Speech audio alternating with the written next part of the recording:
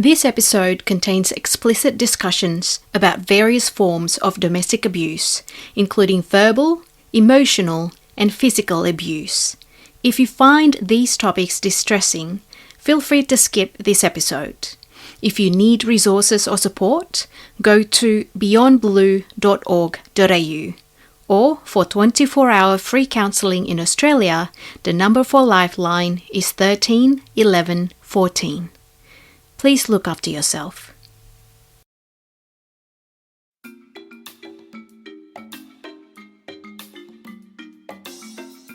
Thank you so much for listening to Breadwinning Mums. We really appreciate your continued support over the last year, and we're happy to announce that we have published the Breadwinning Mums book. Yay!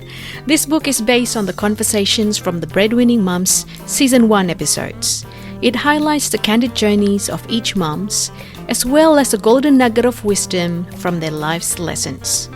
Now is the perfect time to give the gift of the Breadwinning Mums book to the special mums in your life or to yourself. No matter where you are in life, I'm sure the practical tips within the Breadwinning Mums book will help you take your lives just a little bit further. Limited copies available, so order yours now at breadwinningmums.com. That's breadwinningmums.com.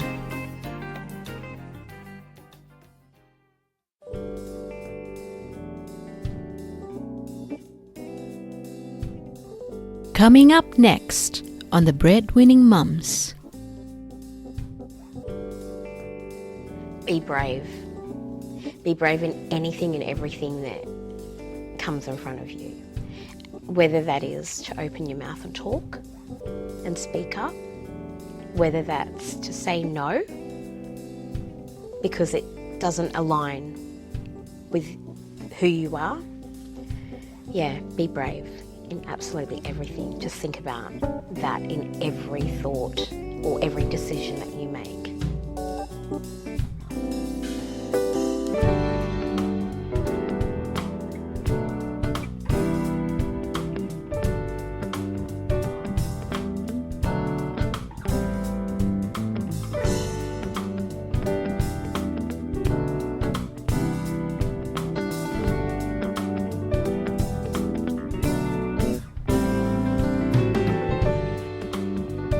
Hello everyone, and welcome to the Breadwinning Mums podcast.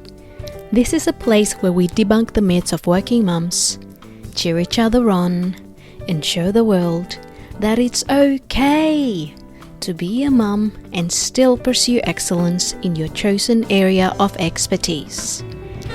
Today we're chatting with Christine Anderson, a fellow breadwinning mum with one daughter. Christine is a state manager at FBAA.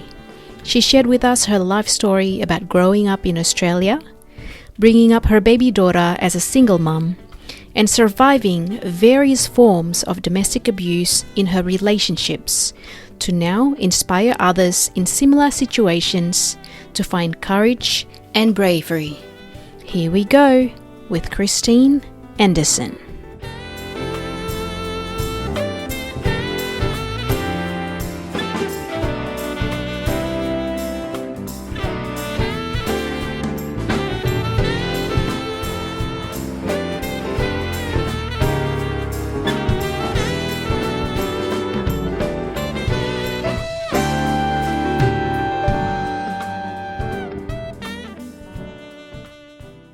Okay, so Christine, welcome. Thank you for coming. Thank you for having me. So we obviously just met today, but we know a lot of common people in the industry. Can you tell us a little bit more about yourself, where you came, where you started from, and how you came to be where you are? Sure. Okay, so where I came from, I actually grew up in a tiny little town in central Queensland, and then found myself between there and Sydney.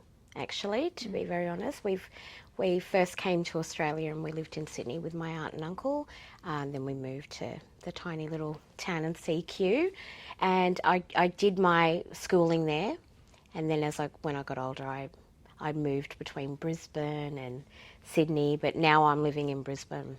Yep. So that's sort of where I came from. Were you born here? I was born in the Philippines. Oh, okay. Yeah, All right. but I came over here, and I think I was 1 when we Yeah. when we came over. So, Yeah. yeah, pretty much was born here, raised here. Yeah, so my stepdad was from New Zealand, so I had Is that why you moved? and we moved up to Central Queensland because that's where his work was. Okay. All right. And how was the childhood in Australia? Well, I guess I don't really have anything to compare it to. But looking at where I grew up in Central Queensland, and at that time, there weren't a lot of little Asian kids running around. So it's predominantly, you know, Caucasians and First Nation people. I was a child. I was raised to be seen and not heard. Yeah. And in Asian culture, you know, that's very much a thing, right? So, do as you're told. I probably got in trouble at least once a week for silly things, but I wasn't a hard child. Yeah. I went to school. Actually, I laugh about this a lot with my mum, is that she sent me to school. So in the Philippines, when you go to school, you don't take lunch from home. So mum's done the same thing, because you get fed breakfast, lunch and dinner at the school. So she sent me off to school on my first day. I wasn't very big on speaking English either. Yeah. My mum would speak to me in her dialect, so my English was very limited. Yeah. And of course I was starving all day long, and I was, you know, it was be seen, not heard, do as you're told. So I was really quiet. And I remember a lady walked up to me. She was from the tuck shop, and she asked me, you know, what do you want? Where's your lunch? I sort of just looked at her, and so anyway, she asked me about, you know, food, and she did the actions, and I just asked her for rice and fish, but didn't get that. I got a party pie for the first time, so she gave me 2 party pies. Mum and Dad picked me up that afternoon, and we already had to go to the office because, you know, they were like, well, you've sent her to school with no food. Yeah. And then Dad's sort of saying to Mum in the car on the way home, why would you do that? Yeah. I bought all that stuff at home was for her to have lunch at school. So Mum was like, oh, I didn't realise. I thought they were her snacks when she got home. Anyway, so that was the start of school for me. Yeah. But I got lunch every other time. Okay. So, you know, and I guess a lot of that upbringing with to be seen and not heard, I was very disciplined. I didn't want to get my mum's big long nails put in my ear and the ear twisted and pulled at the same time and getting a smack, you know. So also, and I did dancing growing up, so that was my thing. Mum lived vicariously through me, so I was a ballet dancer. Oh, wow. Up until I was about 15 when I quit. Yep. Why did you quit? I quit because I wanted to work. Okay. And I got myself a job at the age of 13 at a pharmacy. And, you know, getting my little yellow packet of money at the end of the week was great. Yeah. And that just didn't tie in with training. We would train 7 days a week, you know, after school, before school, weekends, Saturday and sometimes a Sunday. So it was very full on through high school doing that. So I just said to Mum, I finally grew some and said, I don't want to do this anymore. I want to be able to work. And so was it a hard battle with it? Was, because Mum was very, you're doing this, you're doing that. You don't say anything, you just do, right? And Dad, because Dad didn't earn a lot of money either, it was his blood, sweat and tears that put me through a private education and, you know, doing these things that Mum wanted me to do. She tried to push me to do tennis one time, but I'm not a tennis player, so that probably lasted 3 lessons, and Dad said she doesn't want to do it, you know, just let's not waste any more money. So dancing was very expensive because I didn't just do ballet, I did tap and jazz and national. So I did everything that was offered at the school. Going to a Stefford's, going to exams in Rockhampton, which is an hour away from where we lived. So I was really right into that, doing that, but that made Mum happy. So it's always about making your parents happy. High school, probably, I became a little rebellious and started to come into my own personality and exploring things myself. I find in a small town, not a lot of Asian kids were around. I had a few peers and friends that were Filipino as well. We would see each other on weekends, so I found I was always comparing myself to these really beautiful girls that all the boys wanted, and it's like, you know, and you would try different things, you would do different things. So I always found I was forever doing things like that. So I fell into the beauty side of things, doing hair, doing makeup. You wanted to be seen. Yeah. So that's sort of where it led me with a passion. And with that job at the pharmacy that I worked at, I said to Mum and Dad, you know, I gave up the dancing. Then Mum wanted me to do ballroom dancing because it would tie in with everything. So I make Mum happy. Ballroom dancing, Latin, the whole lot. So I did all that with her, for her as well. And I was good at it. I was actually really quite good. I was state champion. Oh, wow. A couple of times, very early in the game of it. But then I got myself a boyfriend, and That was more fun. that was more fun. So it was like, well, and then I started working at McDonald's as well at the same time beforehand. And I turned around to Mum and just said, I want to quit school. So I did year 11. Yeah. And I didn't go back. Wow. Okay. Yeah. All right. Yeah. I had skipped the last 6 weeks of school. Oh, well, not the last 6 weeks, but 6 weeks before the last 2 weeks of school when we were meant to do our exams. I had skipped. Yeah. And I'd forged my parents' signature. Yeah. At the Catholic school in a small town. Your mum must be livid. Well, it was more so Dad. Okay. Yeah. I think Mum was away. So Dad was like, you need to tell your mother what you've done. I was like, okay. I was very much a dad's girl. Yeah. I'd always follow him around the house. Like, he was very handsy with doing things around the house, so I'd always be following him around. So he said, you need to tell your mother. I was like, oh, here we go.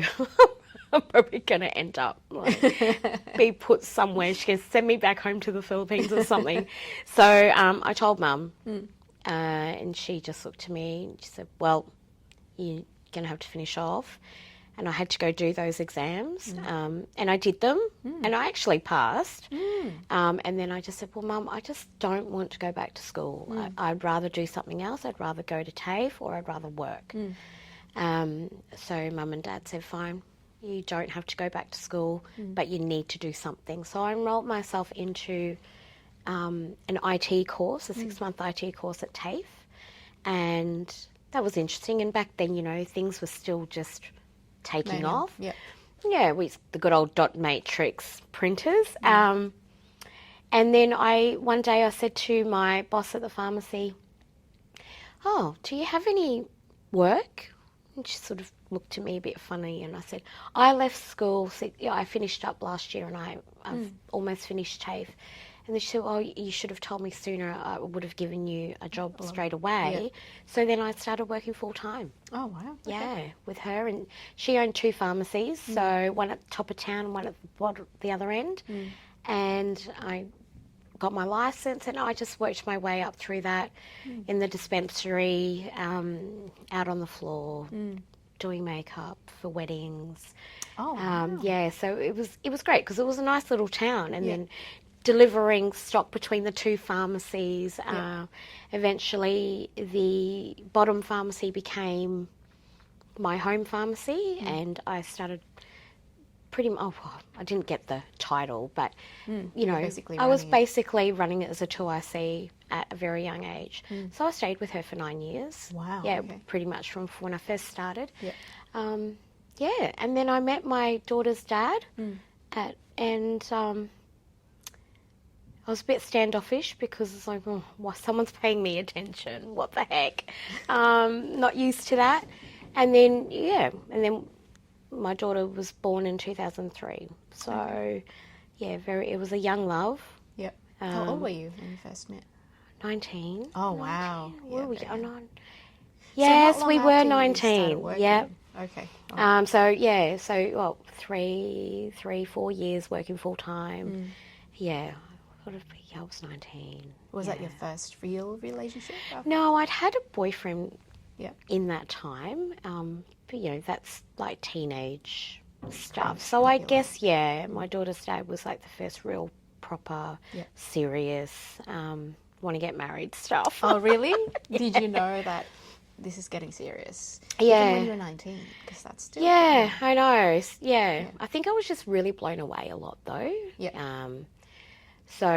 But yeah, that was a bit of a whirlwind because he was actually in the military, so in the US military. Oh, is he American? Yeah, Okay. so a couple of trips overseas. I think my 21st, Mum and Dad paid for me to go over so I could have some time. And yeah, so you're on a long distance for a while? Yeah. Oh, wow. Yeah. Okay. He was actually in town for a good 8 months for a while. So there was that courtship. But the first 6 months I was like, no, it's okay. No, I'm fine. Yeah. Thank you, but no thank you. Be like at the pharmacy door every afternoon on a Friday with a flower. I'm like, the girls would be like, hey, your friend's here. I'm like, I just stay out the back. I was like, no, please, no. Try to avoid him. Yeah, I did. I really did. Only because you just, you're an American military guy. Like, no, thank you. So what happened? I just gave in. I was sick of it. I was over him like being there. So I thought, okay, I'll go on a date. Yeah. So went on a date, and he was actually quite charming. He wasn't this cocky, obnoxious person that I thought he was. Yeah. The real person. He was actually a really, really good person. Funny, made me laugh. Yeah. Could be serious because I was very serious too. When it came to guys, so it was like, I'm a bit of a tough cookie, but then I'm a clown at the same time. Yeah. I'm always clowning around. That's a nice combo. Yeah. And so how long had you been in that relationship until you have your daughter? 19, like 2 years. 2 years, okay. Was that something that sort of came out of the blue? Yeah, like, she was a complete surprise. Okay. And you were still long distance then? So, yeah, but at the time I had gone over to San Diego. And to live there, or were you together? I did a 3-month stay, and I was planning to go to Canada and the UK with my friends. Okay. Whilst we sorted out what we were doing with visas and whatnot. But you were going to stay there? Yeah. Okay. But that didn't work out. And I remember Dad saying to me, if you ever have a baby, you need to come home and have your baby. Yeah. So... that sort of was like a complete left field surprise. And so, the 90 days I was like, well, I had a return ticket for home. So I went home, and obviously Canada and the UK wasn't going forward. And that was the beginning of motherhood for me. Wow. How was it? It was, well, I wouldn't take it back now because I feel it has formed who I am today. The one thing I would like to probably maybe relive in a dream or something is enjoy my pregnancy instead of, feeling... Well, you're probably anxious about the future because it's so uncertain. Yeah. And I was just working part-time. I had given up that job at the pharmacy when I left because there was my plans weren't to come back. And when I came back, I was still in touch with some girls that I worked with. One of them had gone to another pharmacy, and she had mentioned to the boss there, I know someone, she's worked in pharmacy for a long time, even a casual or part-time job. So lucky I came home 3 months pregnant, and he landed a job, and he said, you can fill in when people are on holidays, but other than that, I'll keep you on part-time role. So that was super lucky for me. And his wife was pregnant at the same time with his 6th baby. So he was very family oriented. Yeah, I mean, if anyone's going to get some empathy towards raising a family, it's someone who has 6 kids. Yes. Okay. So, and of course, lay-by was around back then too. So here I was, lay-bying the pram and all the bits and pieces and doing the $5 a week on each thing because I was determined to do it without asking for mum and dad's help, even though they were more than willing to help. Yeah. But for me, I was determined to do that on my own. You've been very independent from a very young age, it sounds like. What about your daughter's dad? Was he involved at all during those early years? No. Okay. No. Yeah. So it just didn't work out? Yeah. You decided to come back and raise her? I decided to come back, raise her. We had a few discussions right up until the day she was born. Yeah. We were talking, but, you know, we were young. And boys... Was he about your age as well? Yeah. Yeah, it was probably a couple of months difference between us. 21, 22, so, yeah, very young.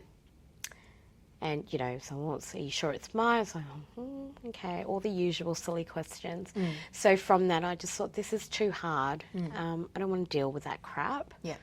I've got this baby to focus on and provide for now. So, yeah. Was it ever a question of whether if you should have the baby or not at the time, or was it just... When I first found out, yes, very much so. I was in the States and I thought, oh my gosh, is this real? I think I probably did about 3 tests. And we were on the rocks at that point of time as well. There were things that came out in the relationship that, you know, aren't nice. So for me, I thought, well, I have all of this going on in my mind. Now there's a baby here. What do I do? He actually had suggested in a heated conversation that we could not go through with it. And then, of course, when you tell me I can't do something, I'm going to do the other. So I did think about it and then just thought, no, that's completely against my upbringing, my beliefs. And I was old enough and ugly enough at that point in time to deal with what had become. It's not like I was a 15-year-old or, you know, a teenager who still had their life in front of them. I was old enough to have made my own decisions at that point. So it's like, yeah, no, it's against what I've believed in. So it's happening. I'm going to do it. I'll be right. I got it. Yeah. Well done. It sounds like you're always mature for your age anyway. Yeah, I think I had to grow up quite quickly when I was much younger, trying to navigate through life. Yep. You know, Dad was busy working. Mum sort of... Well, she was raised in the Philippines, so it was a different way. But trying to navigate the Western world, I experienced things, you know, sooner than I guess my daughter would have at this age, you know, at that age. So I didn't have the guidance there. And that's not any fault of my parents. It was just the time and, you know, Mum not really understanding how it is. So how was it? So you've been a single mum from the get-go. Yeah. How's it been like? How old is she now? She's 20. Wow. Okay. Yeah, she'll be 21 next year in June. It's been a roller coaster. And it's the only roller coaster that I will ever ride and enjoy. There, we've had our ups, we've had our downs. But at the end of the day, it's all a matter of how I pushed through it. She's the reason for everything I've done for the last 20 years, really. Everything's always been about her. Yeah. So, yeah, it's good. And she's a good human. She's, you know, she's grown up. She's still at home, which is good because I cried when she told me she wanted to leave home. And then I put the guilt on. I was like, oh, you just can't leave me. Why would you do that? Who's going to look after the dog? And when was this? This was recently, actually, earlier in the year, about June. I was almost just dying. And I was driving through Sydney, actually, and she rang me and I was like, wait, what? No, I can't talk to you about this right now. For another 40 years. I'm going to have a car accident. Can we talk later? Yeah, so, you know, at the age of 20, they get this idea in their head. And I think, oh, well, I prolonged it as long as I could because I moved out of home at 16. Oh, did you? Yeah. Wow. Okay. Yeah, and went out to be Miss Independent. And, I mean, rent was $60 a week, so, you know. Still, though, at 16. Yeah. Okay. Yeah. No wonder you had to tell your mum about your quitting school because she probably didn't know otherwise. Yeah. Yeah, okay. So how was those first few years then of raising your daughter? First few years raising my daughter, they were fun. She was born 9 weeks early. Oh, wow. So she was preemie at 5 pound 4. Yeah. So she was just a fighter to start with. You know, she just wanted to do things or come into the world early. I wasn't ready for it. Yeah. But the first few years were interesting. She was a great baby. She was a really great baby. We didn't have too many health issues. You know, Did you just live the on normal. your own or with your parents? I did. I lived with Mum for a little bit, then decided that I was better on my own because I wanted to do everything on my own. And Mum was like, "Oh, I got the baby." I'm like, "Well, put it back," you know. Yeah. I'm on a sleep and a feeding schedule.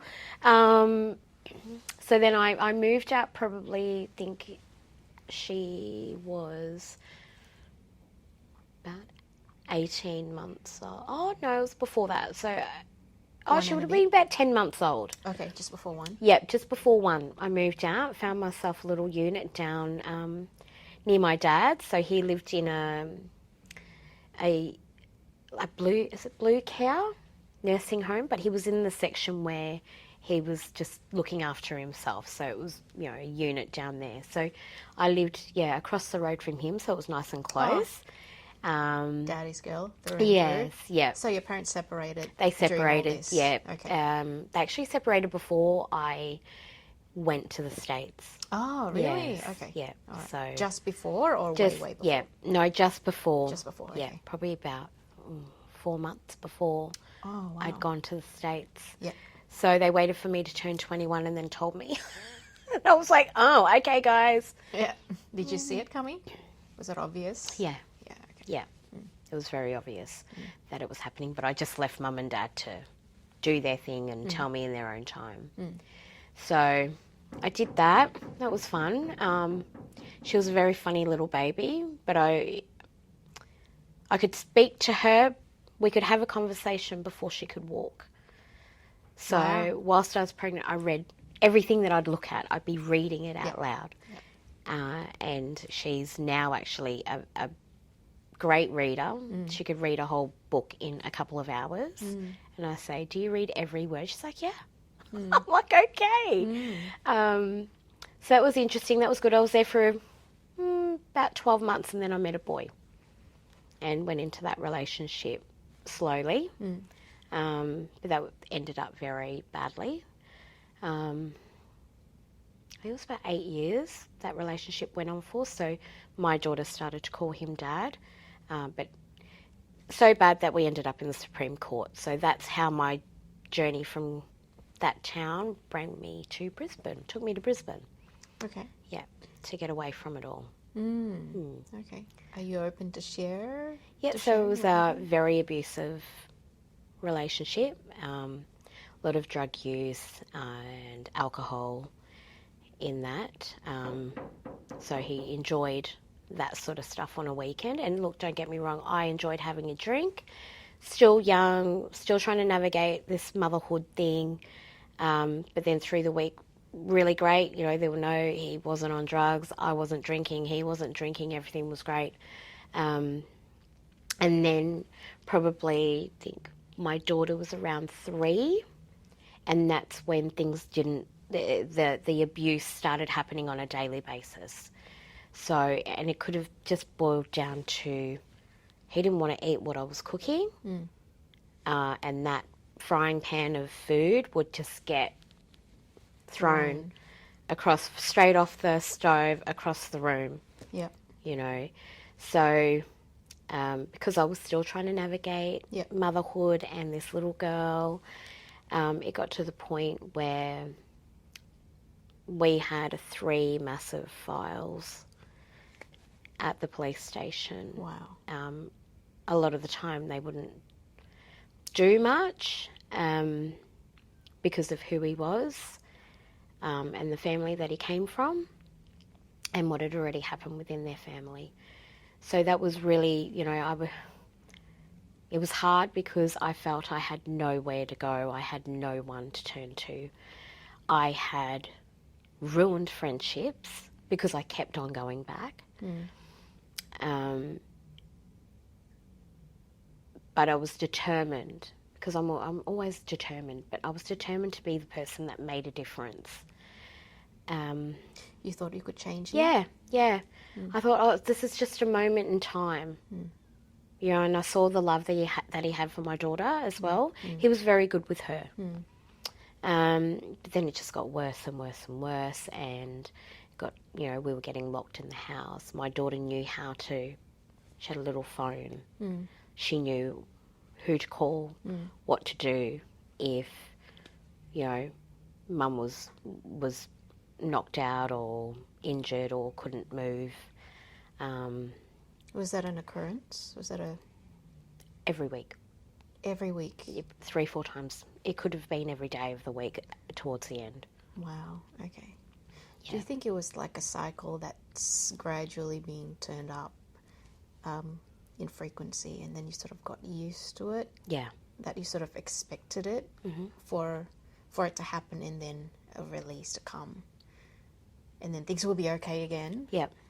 And then you think that actually, yes, he has this bad thing, toxic side of him, but he also has this beautiful side, and this is probably worth hanging on to. Yeah.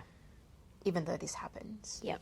Because at that time too, I had stopped working and put myself through beauty school.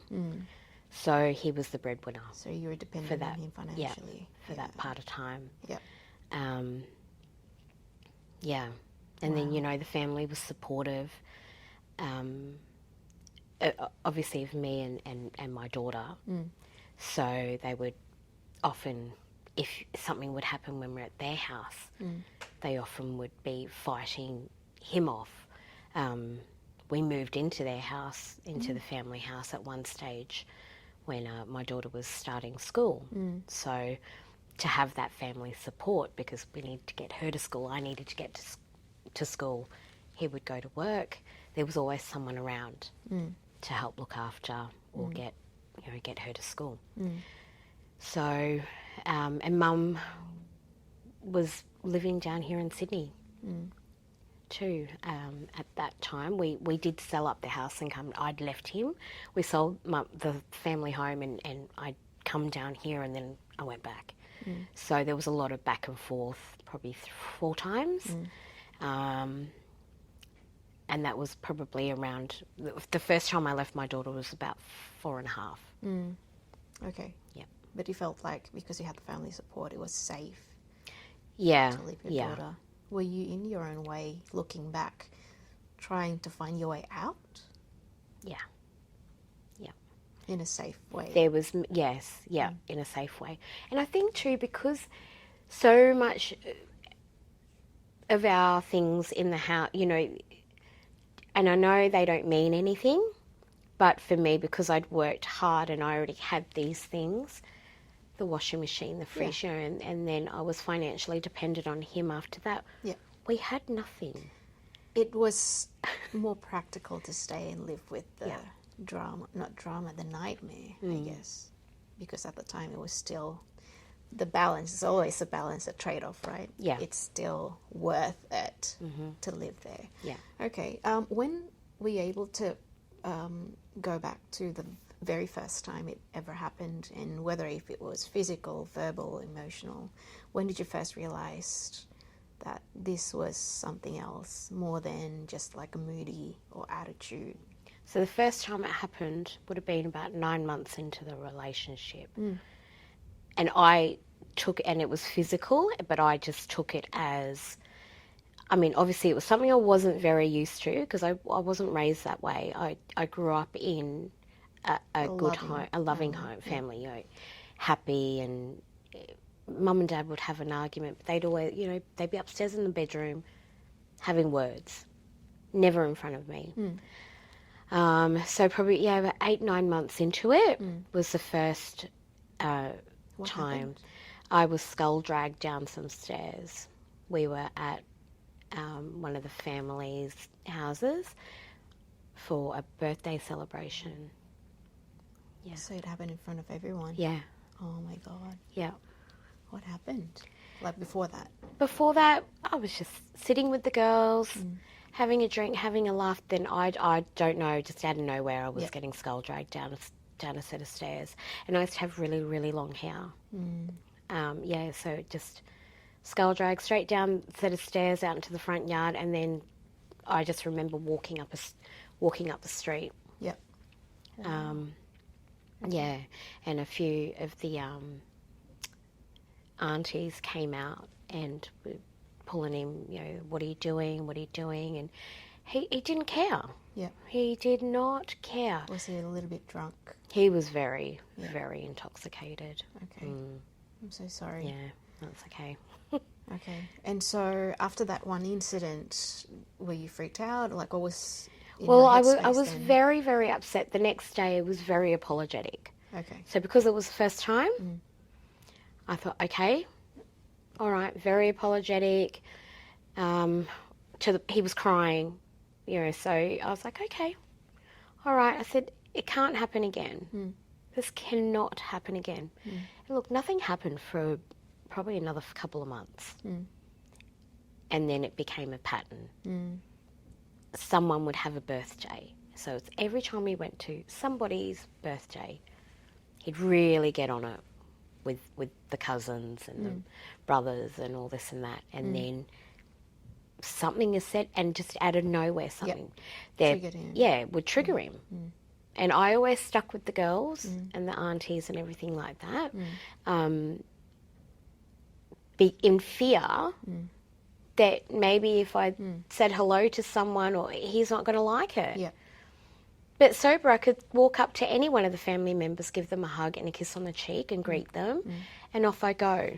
But something just would trigger Yep. every time the alcohol was involved. I didn't realise that there was drugs involved at the same time. Oh, wow. Early in the piece. Yep. And the type of drugs that were involved at that point in time, I didn't know. What was it? So speed, Yep. Alcohol. amphetamines and alcohol. Okay. Yeah. All right. Yeah. And so fast forward 8 years of that, are you able to explain your headspace during the first time it happened, when he skull dragged you down, until the moment when you decided, I'm out, this is it? So the moment I decided enough was enough, he had my daughter and I barricaded in the house. We had we had a blue nose pit bull and another American Staffy, but he had barricaded the fences off as well, halfway up the house. And it was a little miner's cottage that we lived in. And he had me sitting in the kitchen and my daughter sitting in the lounge room, and he was in between us, so I couldn't get to her. I was trying to get to her, and he'd cut off the other entrance into the lounge room. And he was just ranting. He was high on something. He was high. He hadn't slept for days because he'd gone out. He'd gone for a weekend. I remember I had to go pick him up, and I was really scared to pick him up. Yeah. But he told me to go pick him up, and I picked him up. I put her in the car and picked him up. And when I drove up to him, it wasn't my car, but he had kicked the door from the outside, put a big dent in it. And I thought, oh my gosh, no, And I tried to drive off, but it was a 10-kilometre zone going up the main street, and it was one way. So he ended up jumping in and drove home. My daughter was so used to it. She just sat there, and she was used to his yelling. And she would just shut it out, zone out. So we got home, and he had us in separate spots. And he was just rambling. And I thought, oh my gosh. And I was sitting in front of a window, and there are those really old windows in those cottages that push out. And I had managed to call the police, a direct line into the station, because I had it. And I just let them hear. Yep. And I sat that under my leg. Yep. And I kept on looking at my daughter to, give her the thing to sign to come over to me, because I was going to throw her out the window. It wasn't far down, but, At least she'll be out. At least she'll be out. Then I sat there, kept on looking through the curtains every now and then, every time he turned his back. Then I started to see one car turned up, 2, 3, total of 7 cars got there. Police cars? Police cars, Okay. paddy wagons. They had parked on either side of our house.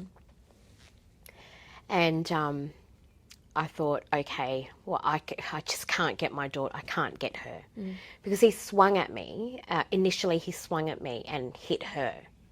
So I had run away to be, be separate from her, because if anything, he's going to go for me and not her. As soon as I saw those cars and I could see them coming from both directions, I jumped out that window. And I just said, she's in there. You've got to get in. Couldn't open the doors, both front and back door. You couldn't access the back door because he put the big fence up for the dogs. The front door they could get to, but it was jammed. They couldn't get in, so they had to bust that down. Yeah, he just wasn't coming out. They asked him to let my daughter out, and he just became a little mini hostage situation. So I just said, bust the door down, bust it down, get her out. He swung at me and hit her, so I don't know how she is. She seems fine, she's awake, she's not sleeping, but get her out. So that was the very last time that I said, that's it, I'm done. I can't do this, and I can't let it keep happening to her. Yeah, so we got out, and then I had nowhere to go, so I stayed with a friend, and then that's when the really bad stuff happened. So that last time when I'd realised this is it for me now, it wasn't the last incident. Oh my goodness. Yeah. What So happened after that? the last incident, he came after me.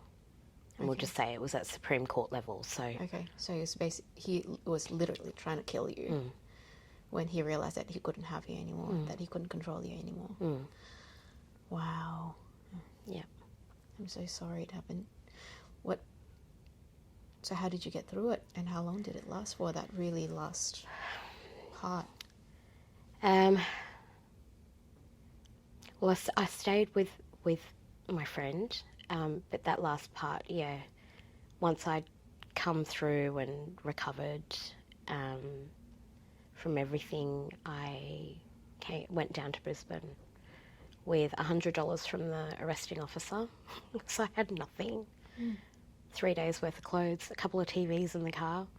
And my daughter and I drove to Brisbane. I had a friend who had just recently moved to Brisbane from Sydney, and she said, just come stay with us.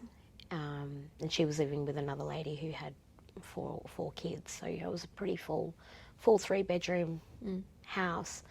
But that friend of mine had a good job, so she was like, it's just a matter of finding somewhere. She found somewhere and we moved. And I just was on notice until we got a date to go. So I wasn't subpoenaed it took 2 years until I started getting subpoenaed to go back up to the Supreme Court to testify. Okay. So in that time, I'd got my job with the FBAA, so 6 months not working, and my friend helping, to keep a roof over our heads, and I got very little money from Centrelink. And then that friend, it was a burden. That was a lot for someone to take on.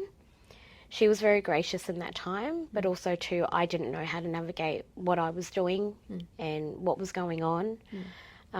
First time in my life, I didn't really have a job, even though when I was at beauty school, I had something to do. And I was working from home doing nails and waxing and whatever. But all I did was take my daughter to school, come back, and the school was just up the road. I started making homemade pasta and doing all these dishes because I had nothing else to do in that time, applying for jobs, not getting any callbacks because clearly I was more suited for a retail position. I managed Sports Girl down here for 3 years, so very much in the retail space, trying to get what I wanted, because it meant that I could provide and look after my daughter. So that 2 years, and then rolled on into the FBAA, which was exciting because I had just moved into my own place. I we went our separate ways.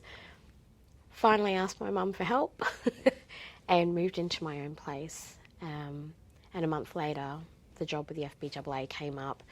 Yes, can you tell us how it all happened? It was very serendipitous. Yeah, so I was I actually got offered a job the day before, and then 20 minutes later I was told I couldn't have that job. Pete walked into the employment agency that was down in Stones Corner and asked if there was anyone, they had anyone. My lady said, I think I do, and I was in the next day for an interview and offered the position not long after that. And I had sent my daughter to school. She was sick, but I really wanted this interview. So I was hoping that everything was going to be cool. But yeah, after that interview, I had 10 missed calls from school. I was like, oh my goodness, I've got to go. But yeah, so the job was offered and I started on the 30th of July, 2012. Wow. And been there ever since. Yeah. Yeah, so it was good because I could develop Yeah. my skills in admin and a lot of things that I've done. So Okay. And how have you grown in this role at FBAA? Even outside of, the whole family situation that you were on before, but also this is probably the second stage of growth in your professional career outside of the first, stint at the chemist. Yeah. How did you find this time around? This time around, I'm not really sure actually. I went into something that was very new to me. And they had a little team anyway to start with. So, I learnt the basics. And what was your role when you my first role started? when I first started was doing the renewals and reception. Yep. Yeah. And, Pete was travelling. Leah was there as well, but she was doing a lot of stuff off-site. We had another lady there who was been there for a long time, so I was learning from her, but she was only there 4 days a week. Some Fridays, and there were questions that I just had no idea. The only thing I knew about finance was my own bank account and that there was really not much money in it. Yeah. It was like, I knew my budget. It's like, okay, school fees, did all this, okay, great, done. That's it. Yeah. So, there'd be emails sending to Pete. How do I answer this? I'd forward something. Can you tell me what this is? And he'd come back to me. He probably is so happy now he doesn't have to do that with me anymore because it was always like, oh, what do I do with this? What do I do with that? Yeah. And I'm waiting on replies. But I guess I would have to say in the beginning I learnt how to defer people for a moment in time. Yeah. While you learn the rope. Yeah. Yeah. And to be honest with them, and I would say, listen, I've just started. I have no idea what's going on. Let me get you the right answer. So it was to be brave to say that. Because here I was thinking, oh my gosh, I'm going into the corporate world. This is very different for me. So, but the skill set that I had from dealing with people in the pharmacy, grumpy little nannies and poppies, was a godsend. Yeah. So I was able to take that over. And now, I guess looking from my journey starting there, I started in renewals, then I moved into new memberships, which is a little bit more extra work. That was interesting. Everything was manual back then too, and calling references, and it was just really long and tedious, and we would have piles of applicants and all the supporting documents would be coming in, and it was a nightmare. I often think, how the heck did we get through that? So then our little team grew because we needed more bums on seats, and then it shrunk again. Then we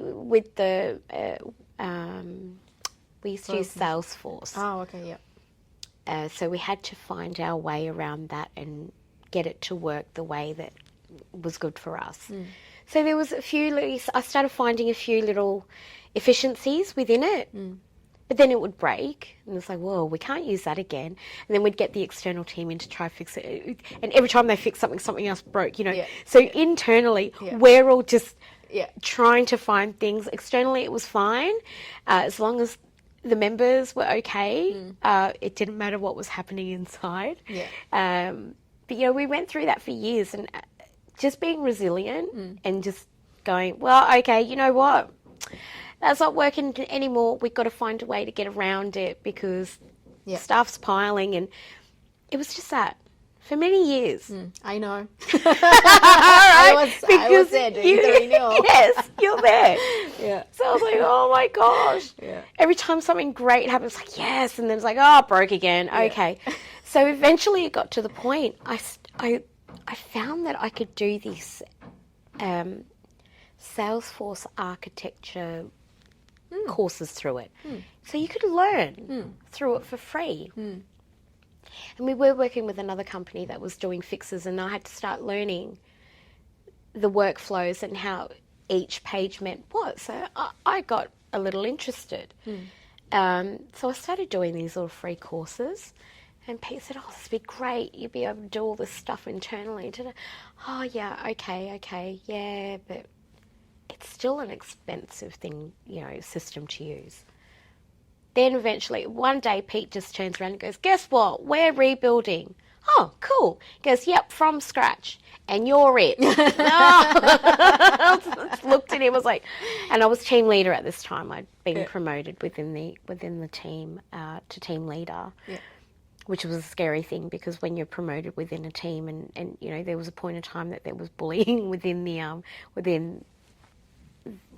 the four walls, and I literally would go home in tears. I just go to work, do what I had to do, but I stuck it out because Pete's always said to me, it's not what you do, it's how you get past it or what you do to keep yourself moving.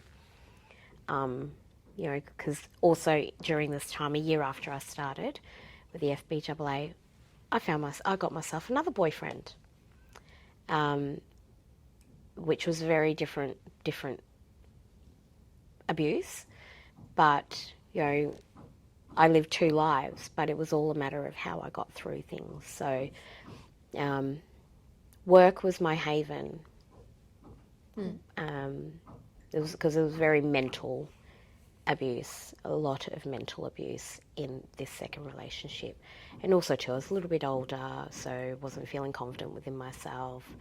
But this time around, I didn't allow my daughter to become close with that person. He did move in, but everything was on me. It was always, I'll do it, I'm doing this, I'm doing that, cooking, just the whole lot.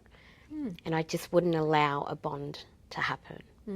And I kept this, I mean, all abuse is bad. All of it is not acceptable. But I feel as though the mental abuse is the worst. That for me, personally, it's the worst I've gone through. Why is that? Because those things really stick with you. You hear it enough, you believe it. So was it a matter of him speaking to you in a degrading way? Yeah. And trying to tell you who you are? Yeah. I completely changed, right down to how I dressed. Wouldn't even put an ounce of makeup on. Yeah, I became a very different person, completely different.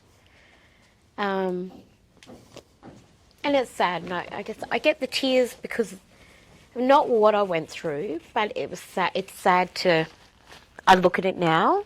You're grieving for her. And I think, wow, you really let the ball down you fucking dropped the ball on this one, Chris. You completely changed. You let someone change you. Was it because at the time you thought that this was not really abuse because he didn't hit me? Yeah. And you thought he's looking after me in a different way? Yeah. Yeah. And I think I'm so great, but I'm grateful for what I've been through, because these days you're allowed to talk about this stuff. Yeah. It is good to share it. I think it's important for us to share it. Yeah, and we're not frowned upon for sharing it. We're not told to shut up. No, you're really brave. Yeah. So for me, it's some people that I have encountered through my role, especially now being state manager for the last almost 18 months. I've had one-on-one conversations with people, but I can see it in people, and I don't straight out ask them. I just have little conversations and get them to talk about themselves, and find the right time to sort of share a little bit of me. Yeah. So this is really raw, doing this podcast, because there's going to be a lot of people that now will know the full story. Yeah. I have been asked why I don't trust people, but now this is why. Because, I don't know, as an adult, I guess sometimes I think I allow myself to go into these situations. So maybe I'm just beating myself up a little bit too much about it. But I'm okay, but I still have trust issues. Because these things are my story to share. Not that I want the limelight for it, but I don't believe you should ever speak on someone else's behalf, or just because you know a little bit, you don't know the full story. You shouldn't pass that judgment either. So that's sort of where I come from. But it's the first step, really. I think I need to heal, because it's only been 18 months since I've come out of that last relationship. Oh, wow. And that was for 10 years. Oh, no. Almost 10 years, really, Yeah. Wow. And even coming out of that, it was on and off, not going back and forth, but the communication was still there. Whether it was good, whether it was bad. Mostly bad. But there were moments in time where the conversation was good, and it reminded me of the person I met initially. Yeah. But when did you first start seeing the cycle and this last relationship? Probably about 2 years in. 2 years in. Okay. Yeah. And so did it take you back to that previous relationship, and you thought, okay, I see a cycle here that happened before, probably not within the same context, but it's still giving me the same negative feelings, and that maybe I should do something about this? No. So, okay, you know what? The red flags were already there in the first 6 months, because he'd gone to prison. Oh. He went to prison for a couple of months. Okay. But there was nothing there in the first 2 years. So we'd gone and done that, come out, and I was there visiting him. But I didn't realise at the time. I just thought, he's in prison, he's lonely. We're talking, I go visit every weekend. I was already invested in this relationship. So when you said there was nothing there, you meant you weren't partners, you were just friends? Oh no, we were partners, but nothing there. I didn't see that it was the mental abuse. Yep. So for me, there was nothing. But really, red flags. Old mate's gone to jail. Hello. Yep. But once he'd come out and we'd gone through this journey of making sure his visa wasn't cancelled, and because he had bought a house here and his whole family lived in it, and there was just this whole family unit, and I loved it because I was always over there helping out parents, the nieces, the nephews, all this, and I was part of a big family. I grew up as a single child. I mean, my dad had kids, but they were all older, so it was always just me at home. So having this beautiful family unit, even though he'd be a dick sometimes, the family is a positive, right? There's scale. And I thought I was doing fine because I had a job. I was taking care of my child on my own financially. I was taking care of myself financially, and then I was also taking care of him financially. And you weren't living together? He had moved in. Okay. Not long after he'd come out of jail. Okay. So it was all there, and he didn't have a job for 10 months. Okay. So everything was fine. When I come home, my house was clean. Can't cook, so I'd cook, but the house was clean. Take daughter to school, go to work, you know. So that was kind of, it was good. Then he started working too, and then he wanted to keep his own money and then pay his mortgage, but then, what's going on? How about in here where you live, you need to contribute too? But then I thought, okay, it's okay. I can do this on my own. I've been doing it. I'll just keep doing it. So I enabled that behaviour to continue. And then, of course, he just got greedy. Like, he just wanted more. He became more and more selfish. And, I'm going here. I'm going to go drink. Okay, off you go. But I couldn't go anywhere. I couldn't go to the shops, like go shopping. I alienated myself from friends because say, they're this or they're that. I don't really like that person. Okay, then keep the peace. I'm just going to cut myself off from the world. Got off social media. That's it, done. Cut off. All I had was contact with my mum. And so I just kept keeping on. Going to work, just knowing I was providing for my child, going through school, high school was coming. I just kept on doing it. But I knew I could go to his house and hang out with his sister-in-law, his mum, and I wouldn't get questioned. There'd be no text messages or whatever, my phone blowing up. But otherwise it would happen. Otherwise it would happen, else. yeah.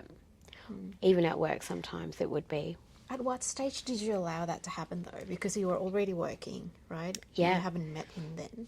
And then you met him, and things have started changing. Did you now looking back, can you see a point when you started allowing it is a very, I wouldn't use that right word, from the beginning. Yeah. Right from the beginning. Okay. I allowed it. Okay. I allowed the constant text messages and having to answer back straight away because he'd lose his crap. I allowed it right from the beginning. Yeah. And that's why you mentioned before that you've dropped the ball because you saw it. Yeah. Yeah. But I thought I could fix it. Or I thought I was that person that they would change for. Yeah. Yeah. Yeah. Okay. So I allowed it. And that went on for a very long time. Yeah. Wow. Well, thanks for sharing. It's okay. How has all these life journeys affected your daughter, looking back? Looking back, I mean, the first time round when we left that, she had deep set anxiety, and I had to get her through that. So we did therapy with that, and then I promised her that we would never go back, and that she would stay at the one school. Because she had changed between Queensland and New South Wales a number of times in the earlier years. So I promised her that. So we did. We stayed in Brisbane and she finished primary and high school there. That deep-set anxiety also came from me learning that she'd been abused whilst we were in that relationship. The first one? Oh no, by the same guy? By a family member. Oh, no. At a very young age. You meant sexual abuse? Yeah. Yeah. So at that point in time, because she was acting up. How old was she at the time? At the time that it happened to her, it would have been just before we left, so she would have been about 4. Oh, sorry, no, I lie. She was at school, so I think she was prep, so she would have been maybe 6, 5 or 6. But she was still young. Yeah, 5. Prep would have been 5 because she was young when she finished high school. She was 17, so she'd have been 5. Yeah. So that was really hard to hear. She was 14 when she told me. And I remember I had her coming to the office with me over those school holidays because she was acting up. She was playing out. So I had grounded her. I'd grounded her. And I'd said to Pete, I said, I need to bring her to the office. Like, this girl's in big, deep shit with me. School holidays. He's like, yeah, that's fine. I said, we'll just make her bloody do some shredding or, she can help out around the office. Or if not, she can just sit there and read a book or, whatever. But yeah, it came out in the car one day on the way to the office. because that actually stemmed off the weekend. I'd walked into a room and found her with a belt around her neck. Oh no. Because she'd had a boyfriend at school and they'd broken up. Anyway. And I didn't understand. I've just walked in and seen it, you know. So I didn't understand what the hell was going on. This boy, I'd met him, didn't realise it was a boyfriend. Like, it was just a friend to me, you know. She said it was just a friend. And I understood that my daughter always hung out with the boys. So I just thought, yeah, not a boyfriend. Yeah, so I didn't understand what the heck was going on. You know, I'm frantic. I couldn't get the belt undone, and I'd called my partner at the time. Well, I don't think anything would have happened because of the way she'd sort of done it. But I'd called out to my partner at the time, and I said, "Come in here." You know, I'm screaming, crying, and he's come in and taken her off the bloody thing, taken the thing off her, the belt off her. And then, there was a big fight before that, and I got my mum to come over, was what it was, because it was an argument over my daughter. And I was like, rang Mum, I was like, you know what, you need to come over here and just take her, because you two keep doing stuff behind my back. Just come and get her, come look after her then, if that's the case. You know, I was hurt because things were going on behind my back. My mum knew stuff, and why would you not talk to me? I get it, I can be really fiery, but it's when I'm angry when I find out that it's already been happening or whatever, you know, you didn't keep me in the loop. So Mum, I said, you better come over here. Mum turned up, and then I was like, your grandmother's here, go, get your shit and go. And that's when I walked into the room and saw that. So then, you know, and then my partner at the time, he was very quiet. He never actually released to speak with Mum, except for just normal hi, bye, how's things been. This one time he actually, you know, my mum said a few things and was trying to take my daughter to go with her, and she was like, no, I'm staying. Everyone's screaming, and then he's just turned around and gone, you can't just take her. She's the mum. You can't keep doing what you do. She's the mum. You know, that was the only time I probably felt that he was on my side or even stuck up for me. But yeah, so finding that was hard. Anyway, so this grounding, she told me about it, and, you know, I said, I just want to understand what's going on with you. Talk to me. And I knew that she felt that she couldn't talk to me because of this partner that I had. He wanted all the attention. But I said to her, it's just you and I right now in this car. Talk to me, tell me. And she told me about this abuse. And I just said to her, I said, look, we got two options. We get him, we go and do what we need to do to get him, or we go and get you therapy and get you better to be able to deal with it and be able to move on in life. You've got two options. I said, they're both going to be hard, but it's a matter of, do you want to relive all of this, or do you want to just get better from it? Right, because that was 10 years gone already that we would have to go back on. I said, we'll just get the help to be able to help you cope and not have to relive these flashbacks.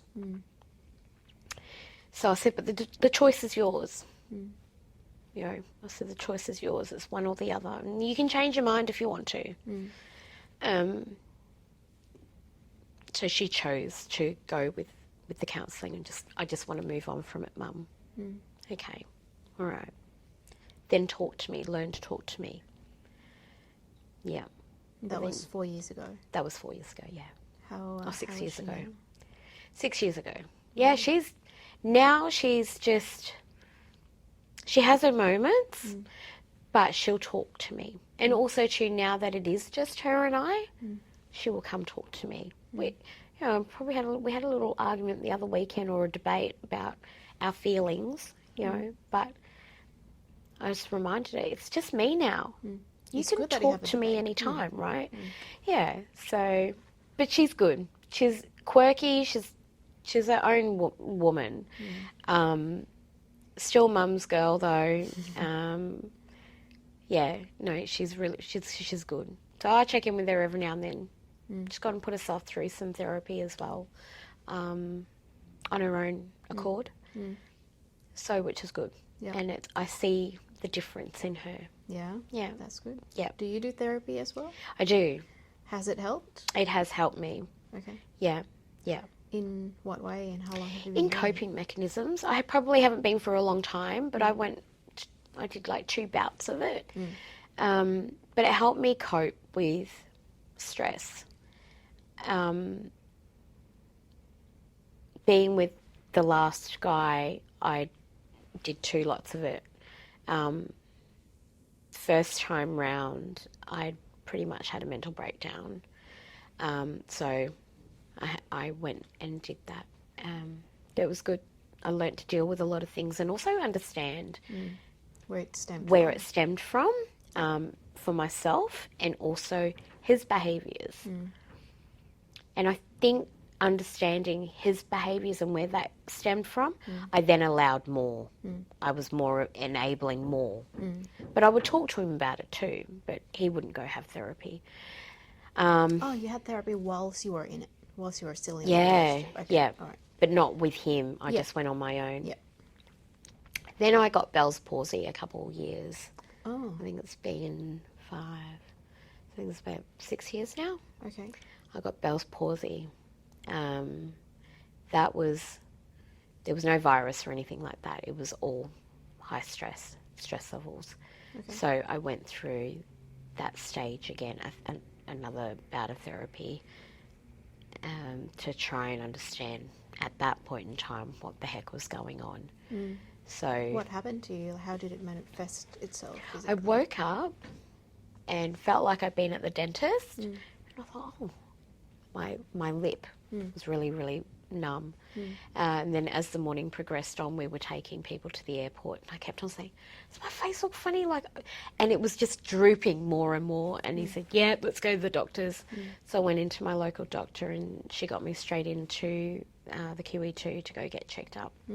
And yeah, so lucky we caught it on the day I woke up and that happened, and got into the steroids.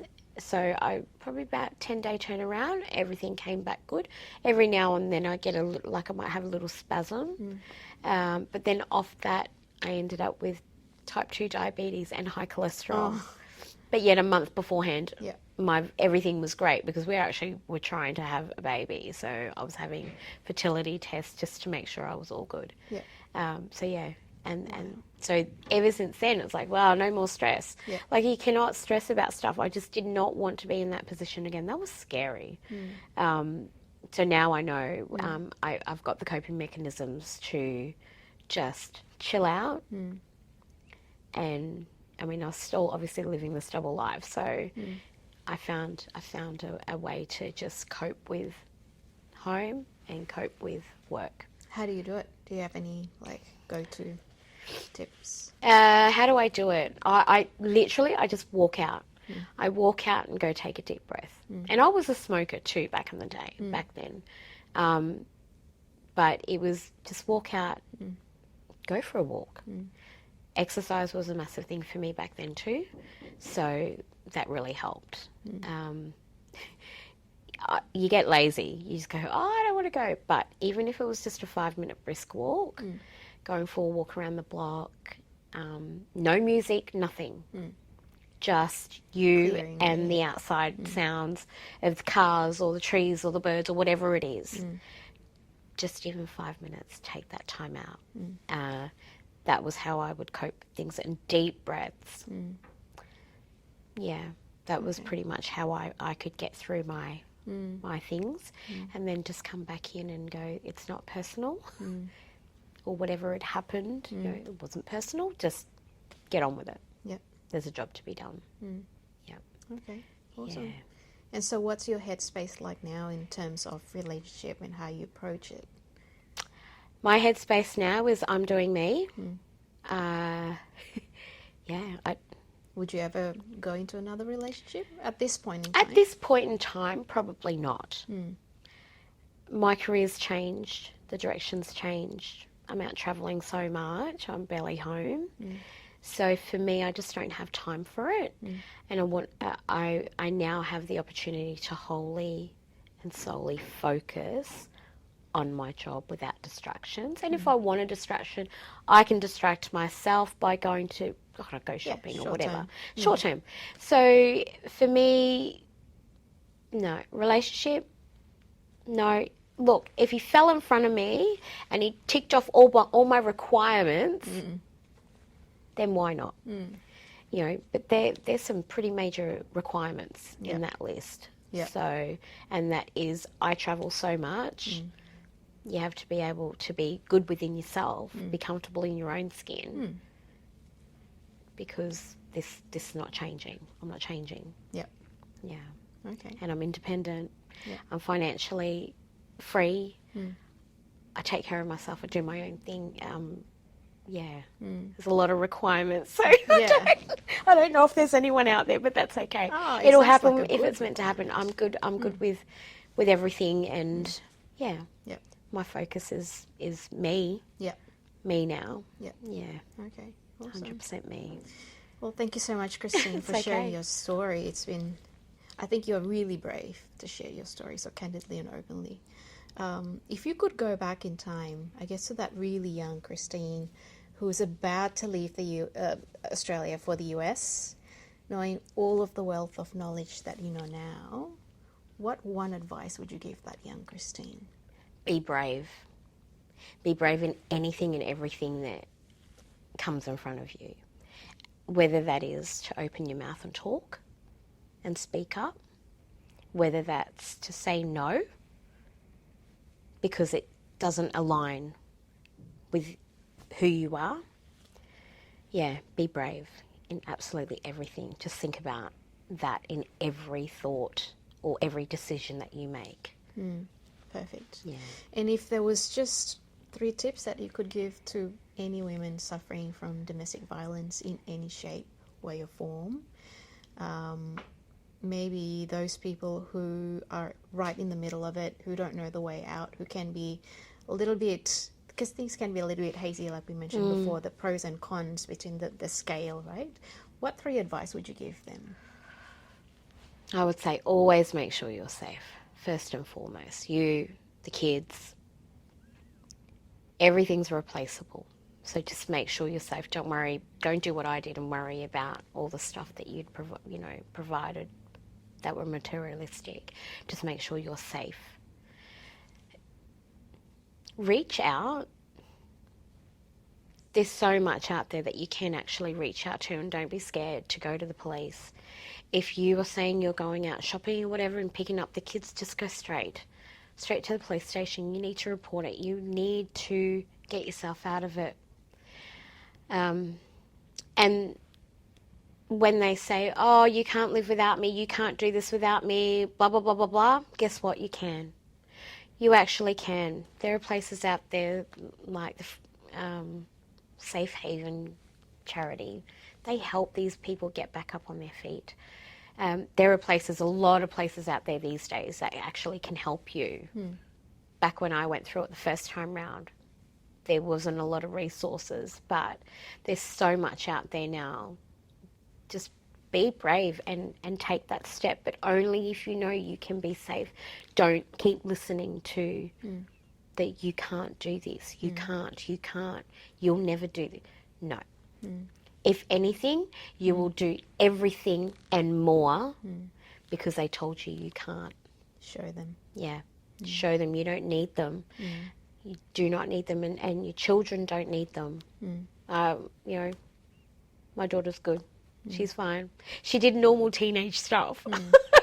So I think if anything, it'll make her more resilient and be extremely selective yes, in her life partner. If we know someone who is going through a DV in their own lives, how could we best help them, do you think? I think just being there for them, not forcing conversation, because when you get into that DV situation, you sometimes can be in a space where you shut everyone out and you just want to do it your way, because that's all you see is tunnel vision, because you're keeping your eye on the prize at the end of it. So, but just letting them know that you're there for them, no judgment.